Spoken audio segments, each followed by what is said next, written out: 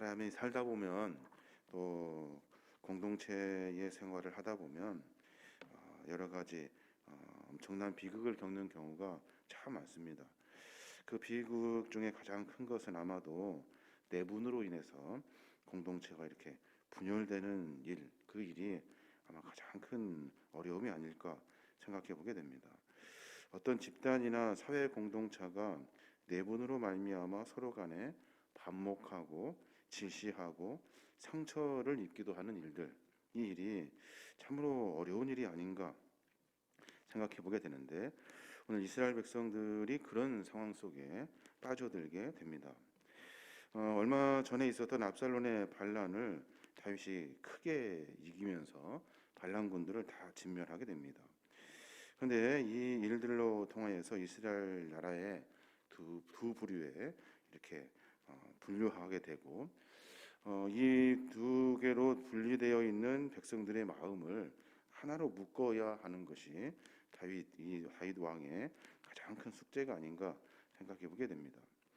군대 장관 요압을 비롯한 신실한 다윗의 군사들은 대부분 다윗을 이렇게 추종하였습니다.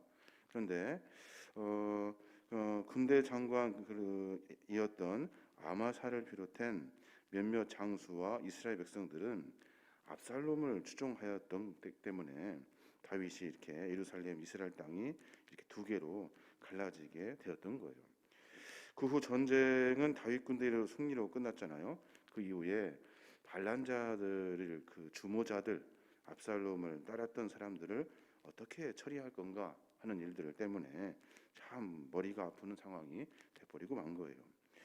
오늘 우리가 말씀을 통해서 몇 가지 생각해 봐야 할 것은 신앙 공동체 안에서 발생한 불화와 갈등을 어떻게 치유할 수 있는가 하는 문제예요.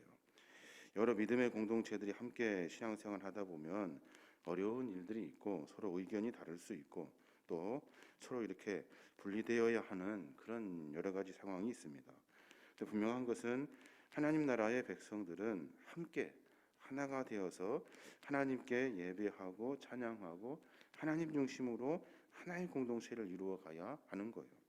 그 일을 지금 다윗이 하게 되는데, 이 일들을 통해서 신앙 공동체를 어떻게 묶어낼 것인가 하는 이야기들을 조금 고민해 봤으면 좋겠어요.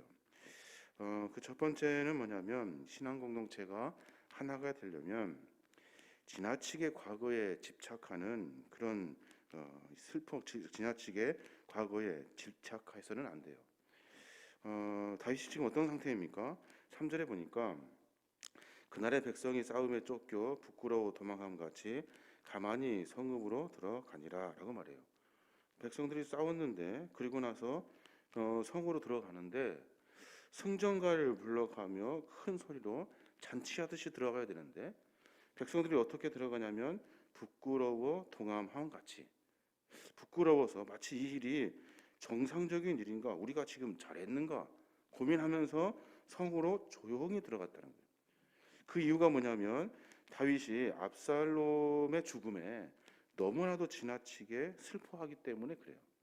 다윗이 대성통곡하면서 얼굴을 가리고 큰 소리로 압살롬의 이름을 부르면서 울고 있었다는 거예요. 우리가 이 일을 통해서 다윗과 함께 여러 믿음의 장군들이 잘 마무리한 줄 알았는데, 다윗이 슬퍼하는 것을 보고 도대체 이것이 옳은 일인가, 이것이 잘못된 것인가 라는 이런 일들을 하게 되었다는 거예요. 다윗이 지금 무슨 잘못을 저지르고 있습니까? 압살롬의 이 반군, 이 압살롬의 반란을 잘 진압했어요. 근데 아무리 아들이지만 지나친 과거에 집착해서 지나친 정에 빠져들어서 과거에 묶여서는 안 돼요.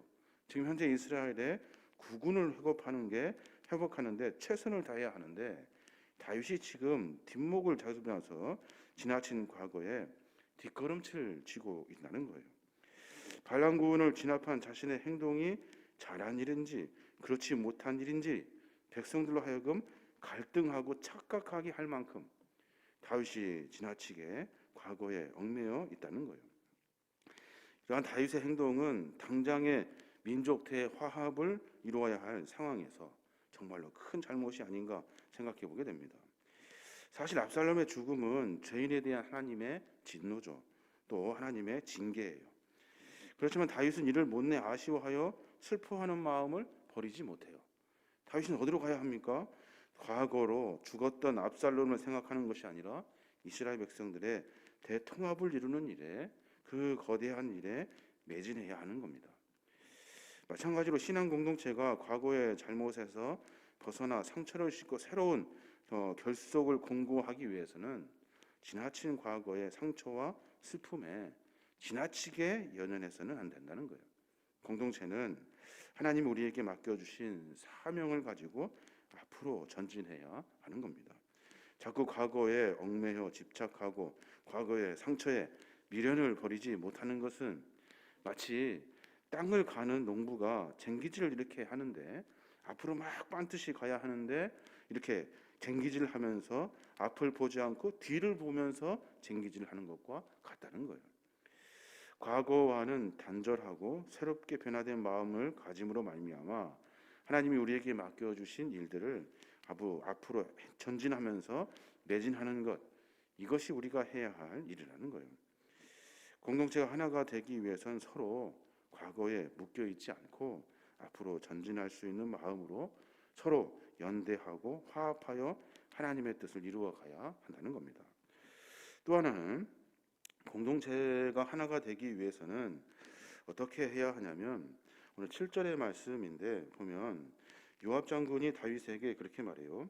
이제 곧 일어나 나가 왕의 부하들의 마음을 위로하여 말씀하옵소서. 내가 여호와를 두고 맹세하옵나니 왕이 만일 나가지 아니하시면 오늘 밤에 한 사람도 왕과 함께 머물지 아니할지라. 그리하면 그 화가 왕이 젊었을 때부터 지금까지 당하신 모든 화보다 더욱 심하리이다 하니, 라고 이렇게 말해요. 이 말은 요압 장군이 아마 진심을 다해서 충심의 마음으로 다윗에게 충원을 했던 거예요. 공동체가 하나가 되기 위해서는 자기 고집을 내세우는 것이 아니라 주변의 충원의 길을 기울일 수 있어야 하는 거예요. 우리가 지금 정상인가? 우리가 지금 상태가 어떠한가? 우리가 이 안에 있으면서 공동체로 이루면서 잘 모를 때가 있거든요. 우리가 지금 잘하고 있는 일인지, 서로 분쟁하고 싸우느냐고 우리가 중요하게 봐야 될 것들을 놓칠 때가 참 많아요. 근데 요압 장군은 그 충원의 이야기를 통해서 다윗이 가야 할 길을 바르게 잡습니다. 다윗 역시도 그의 충원의 말을 듣고 고쳐요. 압살롬의 죽음을 지나치게 슬퍼한 것은 반란을 진압한 신실한 군사들을 꾸짖고 미워하는 것과도 같습니다, 라고 충원해 주었고, 압살롬의 죽음을 슬퍼하는 것은 압살롬과 반란자들을 진압한 군사들이 압살롬 대신 죽기를 바라는 것과 같다고 말하기도 하였고, 또 압살롬의 죽음에 대한 슬픔을 거두고 당장 반란을 진압하는데 공을 세운 군사들을 위로하고 격려해야 한다고 이야기하고 있는 거예요. 지금 다윗은 아무 생각이 없습니다. 압살롬이 죽었다는 것 때문에 슬퍼하고 있었고, 이스라엘 백성들이 하나가 되어야 하는 이 일을 까마득히 잊고 있었어요. 그때 주변에서 충원을 해준다고요. 이렇게 해야 한다. 지금 상태가 네가 이 상태다라고 이렇게 말해주어야 하는 겁니다. 좋은 약은 입에 쓰지만 몸에는 유익하고, 충성스러운 말은 귀에 거슬리지만 행실에는 유익함을 준다라는 이 말이 있잖아요. 요압 장군의 이 직원이 아마 이러했을 거예요. 지금 내 마음이 어떤 상태인데 그것이 뭐가 중요해? 라고 다윗이 이야기할 수 있었을 거예요. 뿐만 아니라 그 일이 거슬려요. 너도 죽고 싶니? 라고 말할 수 있는 그런 다윗의 마음이었다고요. 그런데 그 충원의 말을 듣습니다. 듣고 자기의 자리를 털고 일어나서 백성들을 위로하고 백성들과 함께 하나님 나라를 만들기 위한 거룩한 출발을 시작하게 되는 거예요. 공동체 안에 어려운 일이 있으면 싸워서 이기려고 하는 것이 아니라 조용히 우리의 상태가 어떤지 충원의 귀를 기울여야 하는 거예요. 그래야 하나가 되어서 하나님의 나라를 세워갈 수 있는 겁니다. 또 하나 생각해보고 묵상해야 될 일들이 있는데, 하나는 뭐냐면 단순히 문제를 덮는 것, 이 덮는 식의 방법은 좋은 방법이 아니라는 거예요. 그래, 뭐 덮자. 그냥 넘어가자라고 하는 것은 좋은 방법이 아니라는 거예요. 13절에 보면 그런 말이 있어요. 너희가 또 아마사에게 이르기를 너는 내 고륙이 아니냐, 내가 요압을 이어서 항상 내 앞에서 지휘관이 되지 아니하면 하나님이 내게 벌 위에 벌을 내리시기를 바라노라 하였다 하라 라고 말해요. 무슨 말입니까? 아마샤가 누구예요? 압살롬을 따랐던 장수예요. 최고 장수. 그 장수를 어떻게 해요? 다윗이 자기 나라의 장수로 삼아요. 그러니까 적군이었던 장수를 다윗 왕의 장군으로 삼아요. 장관으로. 이 일을 보고 참 요압이 안타까워합니다. 그러면서 이렇게 문제를 그냥 막 덮어가지고 넘어가듯이 이런 일들을 통해서 화합을 이루는 것이 아닙니다. 그 사람과 함께 할 수 없습니다. 해서는 안 됩니다. 이 일로 하여금 화합되는 것이 아니라 더 분란을 일으키게 될 겁니다 라고 이렇게 충원해 주게 됩니다. 결국 어떻게 돼요? 다윗은 또 그 이야기를 듣지 않아요. 아마사를 군대 장군으로 삼습니다. 아무리 압살롬이 사랑하였고 자기 자식이고 그 죄와 일들을 덮어주고 용서한다 하여도 해야 할 일이 있고 하지 말아야 할 일이 있는데 아마샤를 자기의 장군으로 삼아요. 결국에 어떻게 됩니까?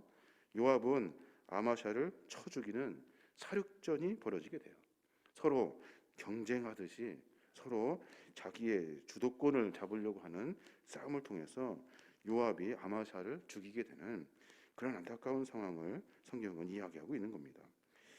이와 같이 과거를 정리하고 새로운 출발한다는 미명하에 과거의 모든 잘못과 상처를 그대로 덮어두고 그리고 이런 엄청난 불씨를 그대로 놔둔다는 것은 공동체에 옳은 일이 아니라는 거예요. 과거의 잘못과 고른 상처는 반드시 철저하게 도려내고 치유하고 제거해야 하는 거예요. 그래야 공동체가 새롭게 전진할 수 있게 되는 겁니다. 말씀을 묵상하면서 참 여러 가지 생각을 해보게 됩니다. 과거의 상처를 씻고 다시금 공동체가 하나가 되어서 유다와 결속을 공고히 하는 것처럼 모든 백성들이 하나가 되어 하나님 나라를 만들어가는 것 참 어려운 일인 것 같아요. 서로 싸우다가 다시 하나 되기가 사실 쉽지가 않죠. 그것은 결코 지나간 과거에 지나치게 연연하지 않는 것. 우리는 하나님 나라의 꿈과 비전을 보며 한 걸음 한 걸음 전진하는 거예요. 또 내가 싸우느냐고 나이가 뭘 잘못하는지 모를 때가 참 많거든요. 그 순간에 조언자들의 충언에 귀를 기울이고 겸허하게 잘못을 인정하고 회개하는 모습이 우리 안에 필요할 겁니다. 또 과거의 잘못은 철저하게 밝혀야 돼요. 잘못은 잘못이고 저로 잘한 것은 잘한 것이다라고 정리가 필요해요. 그 정리를 통해서 하나님 나라의 거룩한 일꾼으로 새롭게 출발할 수 있게 되는 겁니다. 이런 대화합의 이런 일들과 노력과 의지가 있지 아니하면 하나가 되어서 하나님의 나라의 공동체를 세워갈 수 없다는 겁니다. 뒤에 다윗은 황궁을 준비하고 예루살렘 성으로 다시 들어갑니다. 그리고 이스라엘 백성들의 여러 이런 아픔과 이런 여러 가지 문제들을 하나씩 해결해내면서 이스라엘의 그 땅이 하나로 통일됩니다. 사실은 많은 사람이 죽어야 하는 이런 수많은 보복의 전쟁들이 뒤에 계속 될 거예요. 어떻게 반란된 사람을 내버려 두겠습니까? 반드시 또 죽였을 거예요. 그런데 이것을 하나로 묶어내는 성숙한 모습을 성경은 우리에게 가르쳐주고 있는 겁니다. 우리 삶 속에서도 여러 일들이 있습니다. 서로 싸우는 일도 있고 분쟁하는 일들이 있고 반목하는 경우도 참 많습니다. 그때마다 내 혈기와 내 욕심과 내 옳음을 주장하여 싸워 이기는 것이 아니라 한 발짝 물러나서 어떻게 우리가 화합하고 하나가 될 수 있는가 하는 깊은 고민을 우리가 해봐야 할 겁니다. 하루 가운데 하나님이 주시는 지혜로 말미암아 우리를 통해 일하기 원하시는 하나님의 뜻을 발견하고 서로 연대하고 화합하여서 하나님의 거룩한 일들을 모두가 함께 이뤄낼 수 있는 믿음의 종들 되시길 주님의 이름으로 축원합니다.